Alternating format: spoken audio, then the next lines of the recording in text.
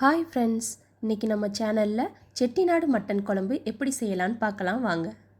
செய்ய தேவையான பொருட்கள்: மட்டன் எலும்பு கறி 1/2 கிலோ, எண்ணெய் 50 ml, தாளிக்க லவங்க இலை 2, மராட்டி மொக்கு 2, அன்னாசிப்பூ 2, பட்டை சிறிதளவு, கல்பாசி சிறிதளவு, சோம்பு 1 டீஸ்பூன், முழு சின்ன வெங்காயம் 20 அரைப்பதற்கு, மிளகு 1 டேபிள் ஸ்பூன், சின்ன வெங்காயம் 10 இரண்டாக வெட்டியது, பெரிய தக்காளி 1, கருவேப்பிலை, இஞ்சி பூண்டு விழுது 1/2 டேபிள் ஸ்பூன், மஞ்சள் தூள் 1 டீஸ்பூன், மிளகாய்த்தூள் 1/2 டேபிள் ஸ்பூன், மல்லித்தூள் 1 டேபிள் ஸ்பூன், ஜீரகத்தூள் 1/2 டேபிள் ஸ்பூன், சோம்புத்தூள் 1/2 டேபிள் ஸ்பூன், தேங்காய் துருவல் 1/4 கப், கசகசா 1 டேபிள் ஸ்பூன், உப்பு தேவையான அளவு.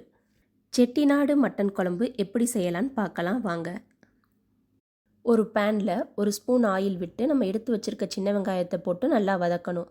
அது வதங்கினதுக்கப்புறம் மிளகு போட்டு 5 செகண்ட் வதக்கினா போதும். மிக்சி ஜாரில் போட்டு கொரகொரப்பாக அரைச்சிட்டு அதில் மஞ்சள் தூள், ஜீரகத்தூள், சோம்புத்தூள் போட்டு தண்ணி ஊற்றி நல்லா பேஸ்ட்டாக அரைச்சி எடுத்துக்கணும். நெக்ஸ்ட்டு ஒரு பாத்திரத்தில் எண்ணெய் ஊற்றி நம்ம தாளிக்க வச்சுருந்த பட்டை வாசனை, சோம்பு எல்லாம் வெடிக்க விட்டு அதில் 2ஆக வெட்டி வச்சுருந்த சின்ன வெங்காயம், கருவேப்பிலையெல்லாம் போட்டு நல்லா வதக்கி விடணும். அதோட இஞ்சி பூண்டு பேஸ்ட்டு, தக்காளி, உப்புலாம் போட்டு அதோட பச்சை வாசனை நல்லா போகிற மாதிரி எண்ணெயில் நல்லா வதக்கி விடணும்.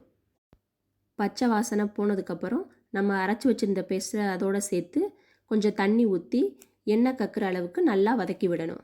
மசால் நல்லா வணங்கினதுக்கப்புறம் கறியை அதோடு சேர்த்து ஒரு 10 நிமிஷம் நல்லா வேக விடணும்.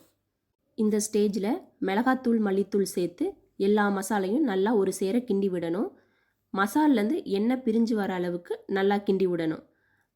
எண்ணெய் வெளியே வந்ததுக்கப்புறம் நமக்கு வேணுங்கிற அளவுக்கு நல்லா தண்ணி ஊற்றி வேக விடணும்.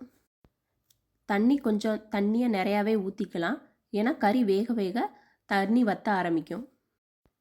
தனியாக ஒரு பேனில் 1 ஸ்பூன் எண்ணெய் ஊற்றி தேங்காய் துருவலையும் கசகசாவையும் போட்டு நல்லா வதக்கி மிக்சியில் போட்டு பேஸ்டாக்கி நல்லா எடுத்து தனியாக வச்சுக்கணும். இப்போ குழம்புல இருக்க தண்ணி வற்றி கறி நல்லா வெந்துருச்சு. இந்த ஸ்டேஜில் நம்ம அரைச்சி வச்சுருக்க தேங்காய் பாலை சேர்த்துக்கலாம்.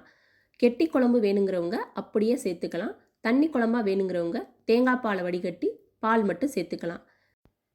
நல்லா கொதிக்க விட்டு இறக்குனீங்கன்னா சுவையான செட்டிநாடு மட்டன் குழம்பு ரெடி. இது மாதிரி இன்ட்ரெஸ்டிங்கான ரெசிபி தெரிஞ்சுக்க நம்ம சேனலை லைக் பண்ணுங்கள், ஷேர் பண்ணுங்கள், சப்ஸ்கிரைப் பண்ணுங்கள். சிறிய தொடக்கம் பெரிய மாற்றம்.